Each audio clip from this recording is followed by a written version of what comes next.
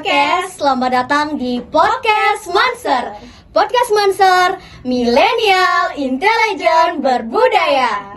Nah, kembali lagi dengan saya Desi Ardani dan juga rekan saya Linda Lestari yang akan menemani kalian kurang lebih selama 30 menit ke depan. Dan tentunya di Desi, topik yang bakal kita bahas kali ini sangat bermanfaat untuk kita ketahui nih. Nah, terutama untuk kita yang masih di kalangan remaja nih. Iya, benar sekali. Jadi, tetap stay tune ya. Nah, jadi Linda, kan kebetulan nih sekarang kita membahas tentang sesuatu yang berbau-bau narkoba nih ya. Dan kita sudah mengundang dari pihak BNN Kabupaten Bulelengnya langsung. Terus nih. ngomong-ngomong nih Linda, kamu tahu nggak sih kepanjangan BNN itu apa? Tentunya aku tahu dong. Jadi BNN itu merupakan Badan Narkotika Nasional nih. Ya, wow, Wah. ternyata kamu tahu ya, Tahu. Lin. Nah, untuk itu Tanpa menunggu lama-lama lagi, kita undang saja dari pihak BNN Kabupaten Buleleng. Oke, selamat Pagi dan selamat datang Ibu di ruang podcast Monster. Ya. Halo, selamat pagi juga. Selamat pagi. Gimana Sehat nih, Kak? hari ini? Aku sehat. Saya sehat Ibu. Kalau Ibu sendiri sehat? Sangat sehat. Aduh, astungkare ya. Karena sehat. Gimana nih perjalanannya? Biasanya Ibu sekarang tadi tuh dari rumah atau dari kantor nih? Kita kebetulan dari kantor langsung ke sini gitu demi podcastnya Semangat. Terharu nih ya. Kalau boleh tahu, kantor BNN Kabupaten Buleleng ini berada di mana sih, Bu? Di mana Kak Febi? Di Jalan Talang nomor 3 Singaraja di Banyumasri. Oh, Di Banyuasri ya teman-teman. Oke, ngomong-ngomong nih kita sekarang bakal membahas tentang narkoba. Nah, teman-teman di rumah pasti bakal bingung nih. Ada ya beberapa yang yang belum mengetahui pengertian dari narkoba. Jadi narkoba itu menurut Ibu itu apa sih? Narkoba itu singkatan dari Ya. 3 suku kata. Jadi ada narkoba. Jadi narnya itu narkotika, go-nya itu psikotropika, dan ba-nya itu bahan adiktif. Oh, wow. Ya udah tahu sih ya.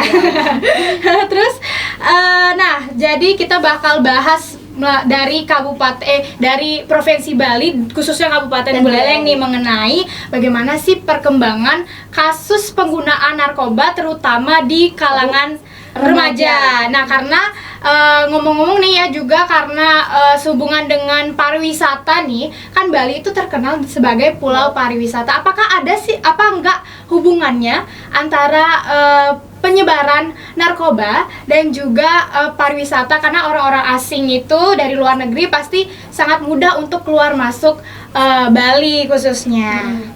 Iya. Memang kalau kita ngomong masalah perkembangan penggunaan narkotika di Bali, khususnya di Buleleng itu, kalau kita nggak bisa menutup mata ya dengan kondisi yang ada saat ini, memang cukup memprihatinkan. Jadi di BNN Kabupaten Buleleng sendiri sampai saat ini sudah ada 317 orang yang lapor diri untuk rehabilitasi. Jadi yang sudah mau ngaku aja sudah 317 orang loh. Jadi bisa kita bayangkan berapa banyak orang lagi yang sebenarnya masih ada tapi belum mau lapor diri ke BNN. Jadi untuk kalangan remaja sendiri itu kalau dari data BNN itu kurang lebih baru 8 orang.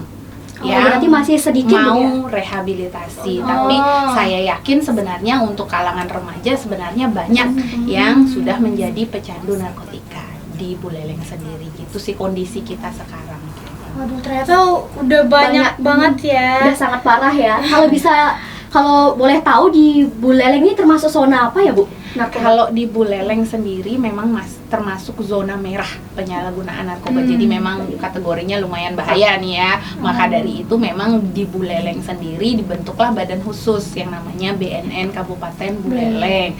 Dan tidak semua kabupaten di Bali itu ada BNN-nya. Jadi baru ada di Gianyar, Badung, Denpasar, kemudian Karangasem, Kelungkung juga.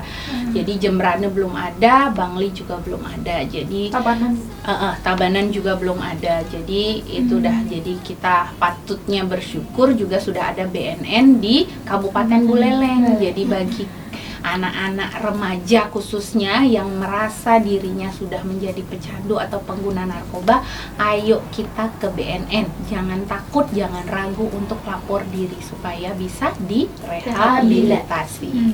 Nah, untuk ini nih, mau penasaran juga sih, mau nanya.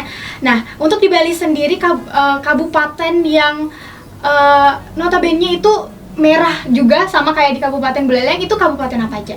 Kalau tidak salah itu di Badung dan Denpasar yang memang gininya lumayan banyak. Jika Kasus dibandingkan dengan penyalahgunaan. Kabupaten Buleleng, lebih tinggi atau Badung sepertinya yang lebih tinggi. Oh. Saya belum baca data terbarunya, jadi kurang kayaknya Badung dan Buleleng sama-sama inilah saling kejar-kejaran lah kayaknya. oh seperti itu? Kemudian kalau kita cari tahu nih, kan remaja lebih rentan itu buat untuk dijadikan sasaran dari penggunaan narkoba ini. Ya. Jadi menurut Ibu kenapa sih remaja itu bisa rentan? Rentan. Iya, rentan untuk Memang salah satu kelompok yang rentan menjadi sasaran empuknya para pengedar atau para bandar narkoba adalah remaja. Jadi kenapa remaja? Kan pertanyaannya sekarang begitu. Iya. Kalian yang 2 orang ini kan mewakili remaja. Kalian Iya. merasa nggak kalau mood kalian tuh sering berubah, jiwa Iya, kalian itu benar-benar. masih labil. Nah, Iya. mungkin inilah yang dimanfaatkan oleh para pengedar untuk menawarkan barangnya ke kalian. Dan di samping itu pula, kalau kita lihat dari segi ekonomi, mungkin semakin dini atau orang menjadi pecandu narkotika, otomatis kan semakin panjang jangka waktu mereka untuk menjadi pelanggan. Oh, Jadi iya, kalau benar, kalian benar. dari SMP sudah pakai narkoba karena kan. sudah kecanduan, sudah toleran, akhirnya kan dosisnya nambah lagi, akhirnya jadi pelanggan tetap. Jadi saya sampai sudah tua. bisa memastikan nih, kurang lebih adik mungkin 15 tahun ke depan, sudah jadi pelanggan saya nih kalau misalkan saya Iya. jadi pengedar gitu. Mungkin itu juga faktor yang menyebabkan kenapa remaja rentan menjadi penyalahguna narkotika. Karena kita masih labil ya, Labil, pengen pengen mencoba. labil, kemudian dari segi penasaran. bisnisnya untuk para pengedar mungkin seperti itu. Oh, Gitu, iya. adik-adik. Berarti kan memang remaja itu rentan banget nih ya terpengaruh untuk mencoba menggunakan narkoba ini. Iya, apalagi hal baru ya, jadi Iya. pasti Rasa penasaran, Rasa penasaran ya. pengaruh, pengaruh Coba-coba. teman sebaya kan. Kadang remaja itu dia ketika ingin diakui sebagai anggota kelompok tertentu, pasti dia gini, mau aja disuruh ini, coba dah ini, kalau nggak dicoba nanti kamu nggak ikut geng saya, pasti dia ingin Harus mengikuti ya. Ingin harus- diakui iya, ya ingin sama diakui teman-temannya. sama teman-teman sebayanya. jadi pergaulannya yang Iya, salah juga itu iya. yang menyebabkan. Nah, untuk itu gimana sih caranya kita untuk mengetahui nih orang-orang di sekitar kita itu sebenarnya dia pecandu narkoba, baik keluarga kita, teman-teman, atau orang-orang yang di sekitar kita. Apakah ada ciri-ciri yang kelihatan banget nih iya, dari biar kita nggak salah fisiknya? sangka, tadi jatuhnya malah fitnah. Fitnah, iya kan?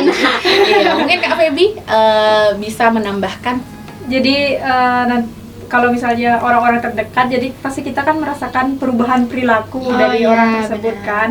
Misalnya kalau seumuran kalian remaja gini, terus masih sekolah, biasanya kalau orang yang rajin gitu tiba-tiba jadi malas, itu mungkin juga bisa kalian gini ya, terindikasi mungkin teman kalian menggunakan narkotika gitu. Misalnya juga biasanya teman-teman kalian itu pinter, kemudian jadi bodoh karena malasnya tadi itu.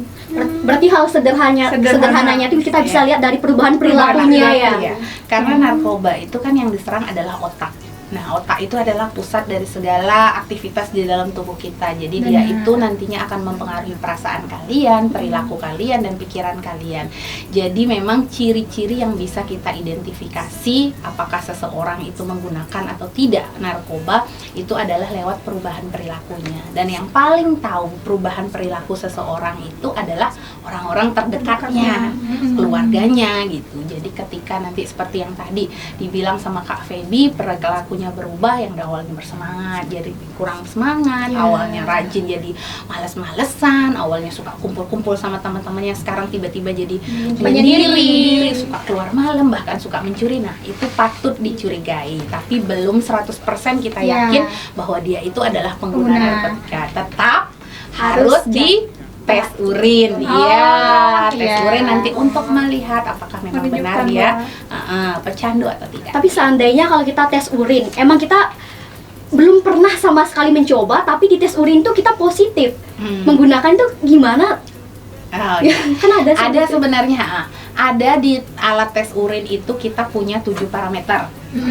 Ada di sana metafetamin, kokain dan lain sebagainya, sampai ada yang namanya benzodiazepam. Nah, itu tuh biasanya kelihatan positif ketika kita itu mengkonsumsi obat-obat tertentu dari dokter yang memang mengandung kandungan benzodiazepam itu. Dan benzodiazepam itu memang merupakan golongan narkotika gitu, tapi bukan narkotika golongan 1. Jadi ketika nanti positif di benzodiazepam itu biasanya diadvokasi oleh tim BNN gitu, bahwa kalau menggunakan obat-obat jenis ini harus dengan resep dokter, nggak boleh kita sendiri-sendiri Oh, gitu. iya. Nah, untuk ciri-ciri dari fisiknya itu ada nggak sih, Kak? Kalau fisiknya biasanya ini ya, matanya itu agak hitam gitu, kemudian Tapi kan kalau mata hitam di bawahnya bisa aja Iya. mata begadang. tapi itu kan merupakan ciri-ciri fisik yang ya kurang lebih bisa kita identifikasi untuk nantinya kita curigai gitu ya, bukan berarti kita memfitnah kayak tadi itu Iya. gitu. Iya. Tiba-tiba datang, kamu narkoba ya? Iya, benar. Bahaya ya. Iya, bisa jadi karena kayak saya nih begadang terus, jadi kurang skincare-nya. jadinya Bekerja keras ini. Iya benar gitu. Jadi kerutan muncul di mana-mana. Iya. Tadi kan dijelasin juga kalau misalnya kita kalau remaja sekali dikasih narkoba itu bakal keterusan. Nah, itu pasti memberikan dampak yang namanya overdosis nih. Jadi overdosis itu secara gampang untuk dimengertinya tuh apa sih dan bagaimana efeknya? Terus penyebabnya. Nah, benar. Ya. Kalau overdosis dari katanya aja kan over kebanyakan gitu Kebanyakan. kan.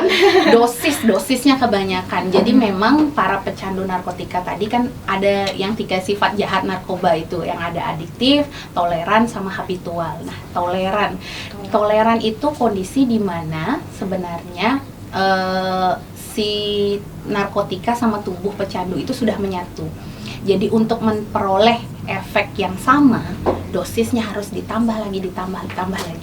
Sementara kemampuan tubuh kita itu kan ada batasnya gitu ya. Iya. Otak kita dipengaruhi untuk terus pengen pakai narkoba, tapi tubuh kita itu nggak sanggup untuk menampung itu. Jadinya itulah yang menyebabkan overdosis. Nah, gejalanya itu ada macam-macam. Ada yang sesak nafasnya, kemudian ada yang muntah-muntah, kemudian ada juga yang pingsan. Dan kalau tidak ditangani secara tepat, inilah yang menyebabkan kematian.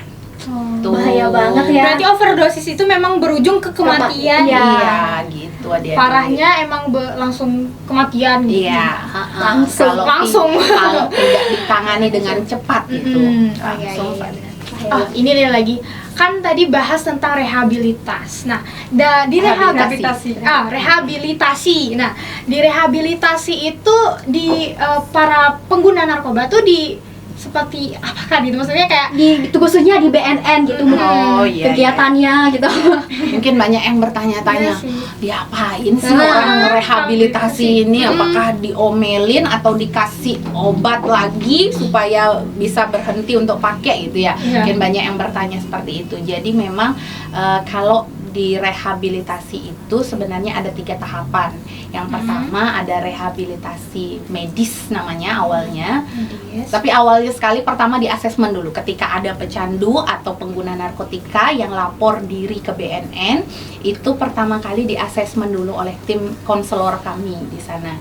Jadi di asesmen bagaimana tingkat kecanduannya, apakah kalau sudah berat, apakah masih ringan gitu. Jadi ketika dia nanti masih ringan kecanduannya, biasanya dirawat jalan di klinik Pratama BNN Kabupaten Buleleng.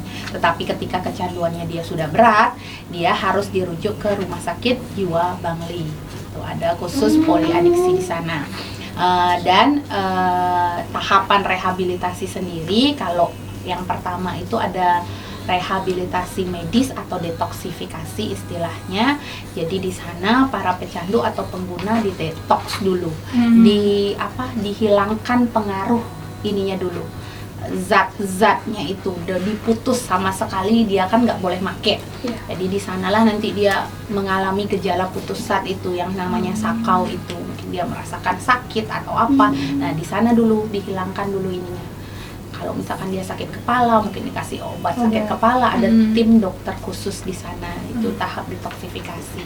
Kemudian ketika gejala putus zatnya itu sudah berhenti, barulah nanti ada tahap rehabilitasi non medis atau tahap rehabilitasi sosial. Nah, di sanalah diberikan penguatan-penguatan, ada terapi komunitas di sana namanya, kemudian ada mungkin pendekatan-pendekatan keagamaan gitu.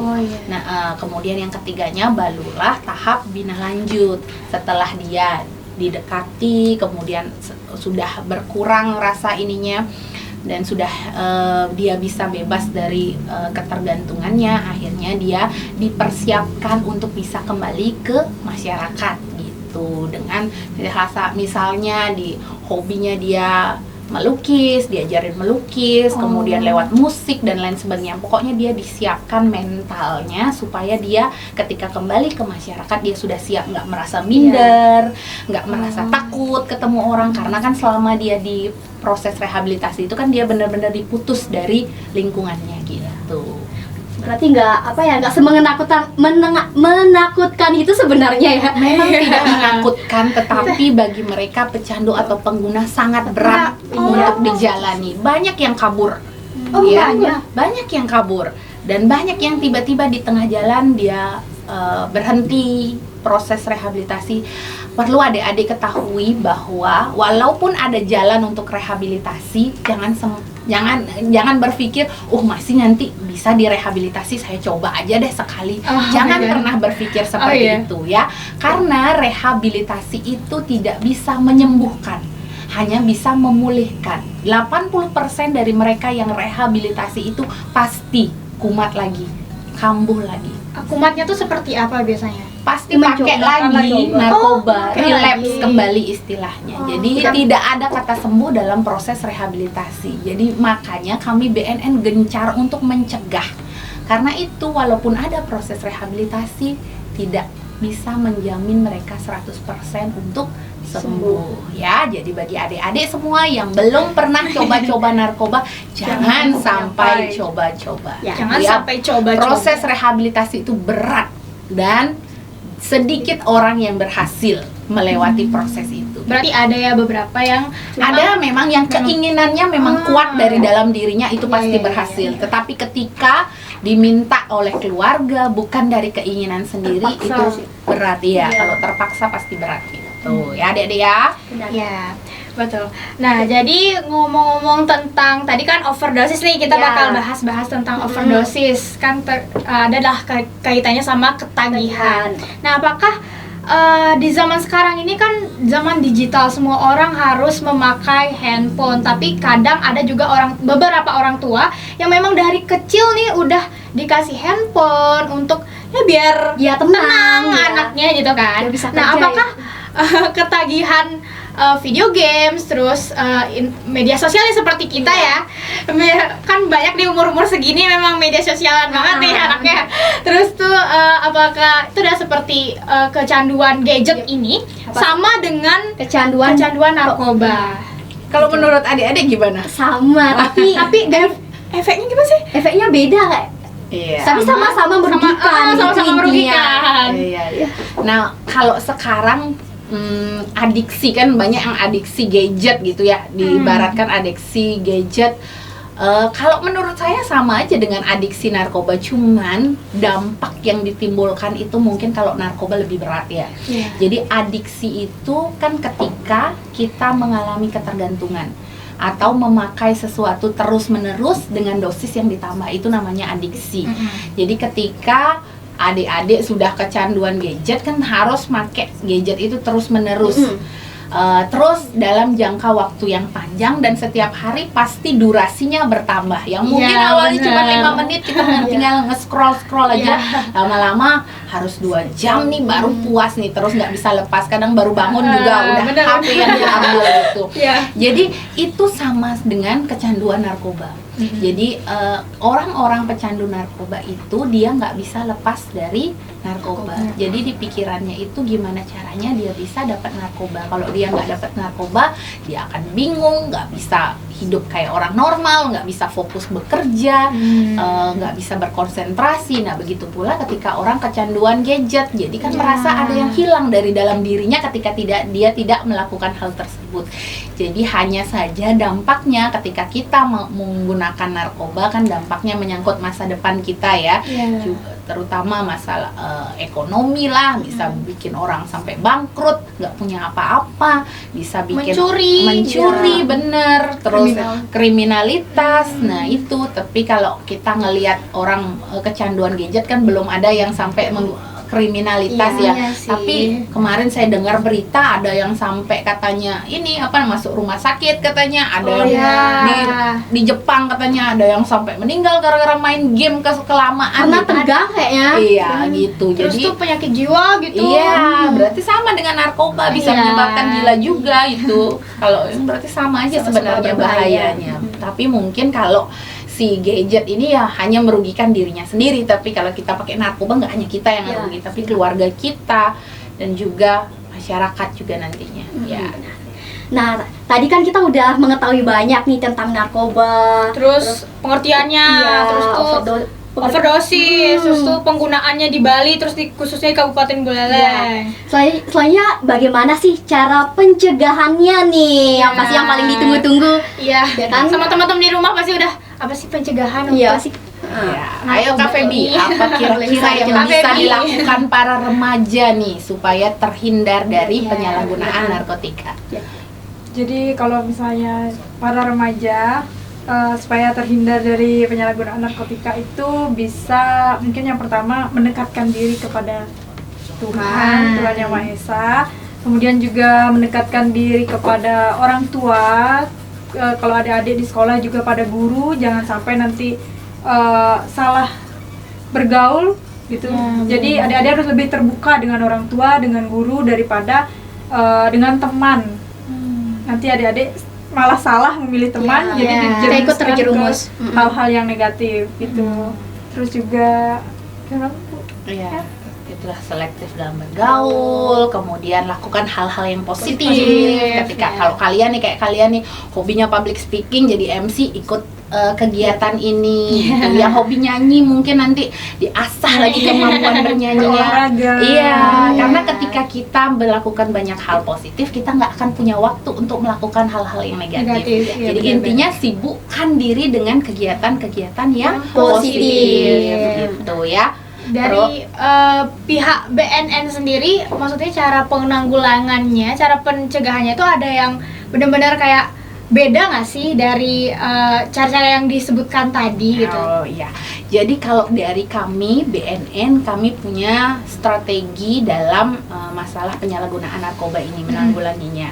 Jadi yang pertama kami punya yang namanya soft power approach. Jadi pendekatan soft. Lewat apa? Lewat kayak sekarang penyuluhan, kemudian kami sosialisasi tidak hanya secara konvensional tapi juga lewat lagu Mars BNN. Kami gelorakan supaya apa? Supaya di otaknya anak-anak itu sudah didoktrin bahwa narkotika itu memang berbahaya. Narkoba adalah musuh negara. Jadi secara otomatis sudah didoktrin bahwa narkoba itu memang musuh negara. Itu salah satu pendekatan soft power kami. Kemudian bagi mereka yang sudah kadung terkena narkoba atau menjadi pecandu, ayo kita rehabilitasi. Kita tidak akan proses hukum, biayanya gratis. Itu cara kami mengurangi permintaan terhadap narkoba. Itu soft powernya. Kemudian dari hard powernya, hard power approach itu kan namanya juga hard. Jadi kita memang pendekatannya keras terhadap para pengedar, para bandar. Jadi memang pengedar dan bandar itu harus diproses hukum. Itu lewat tadi hard power approach-nya oleh tim pemberantasan. Makanya di BNN itu ada tim pencegahan dan pemberdayaan masyarakat, ada tim pemberantasan dan ada tim rehabilitasi. Kemudian yang terakhir, pendekatan yang kami lakukan adalah smart power approach. Jadi kami sadar jumlah kami terbatas di Buleleng khususnya, jadi kami memanfaatkan media sosial dalam hal sosialisasi masalah bahaya narkoba. Jadi lewat Instagram, Facebook, YouTube, banyak sekali kami buat konten-konten tentang bahaya penyalahgunaan narkoba yang juga kami harapkan khususnya bagi para generasi muda pengguna sosial media, harapannya bisa ikut membantu BNN dalam mensosialisasikan bahaya narkoba tersebut. Jadi ketika ada konten-konten BNN yang dirasa penting nih untuk teman-teman kalian, minta tolong di-share ke temannya yang lainnya gitu. Siapa tahu yang kalian share itu ternyata bermanfaat bagi teman kalian itu gitu. Hal kecil yang kita lakukan siapa tahu berdampak besar bagi orang lain. Nah, terus gimana sih sikap kita? Sikap kita ya kalau udah terjerumus, udah terlanjur nih sama maksudnya gini. Sikap kita kepada orang yang sudah terlanjur terjerumus menggunakan narkoba, kan banyak tuh yang dikucilkan. Ya, dikucilkan atau seperti apa, itu kan gak baik ya sebenarnya, tapi mereka ya tetap salah gitu. Apalagi yang udah keluar dari rehabilitasi, kan seperti yang dikatakan barusan bahwa mereka tuh harus siap mental gitu kan. Nah, gimana sih sikap kita untuk sama mereka gitu? Gimana caranya supaya mereka tuh mungkin bakal jerah lah, tidak menggunakan narkoba lagi gitu. Ya.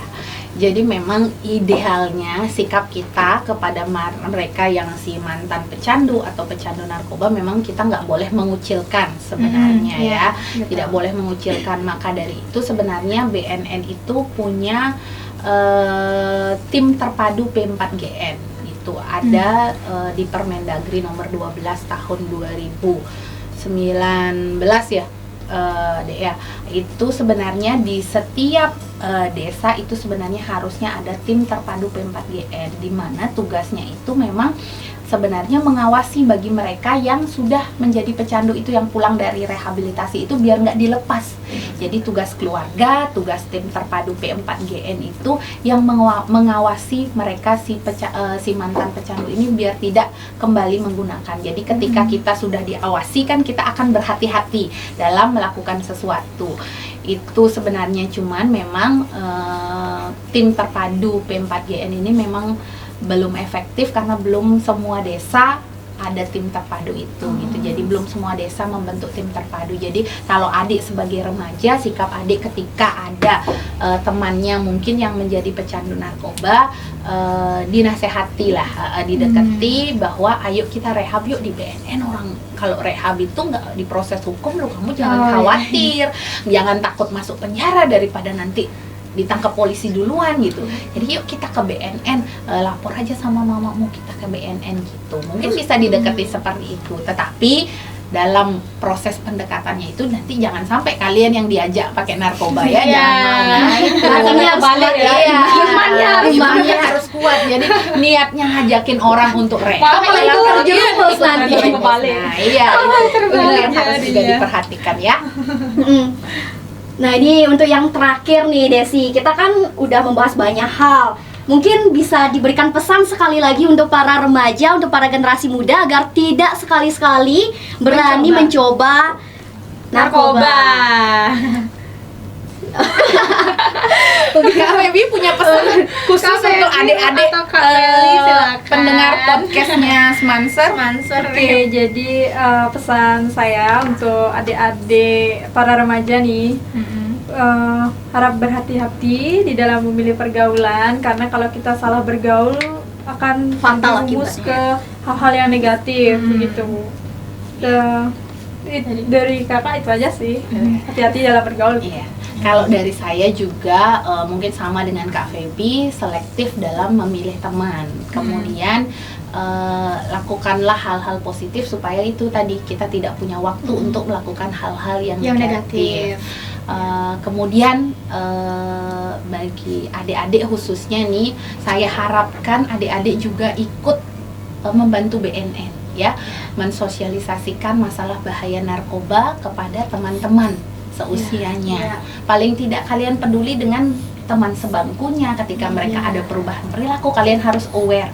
Oh, kok temanku berubah ya? Kita harus peduli terhadap lingkungan kita. Itu yang kami harapkan, karena semakin banyak orang yang peduli, semakin banyak orang para pecandu yang awalnya takut untuk lapor diri, mau lapor diri ke BNN. Itu harapan kami, karena satu nyawa terlalu berharga untuk mati sia-sia karena narkoba, tapi 1000 nyawa terlalu sedikit untuk kita selamatkan. Jadi harapan saya dari BNN khususnya, ayo kita sama-sama peduli.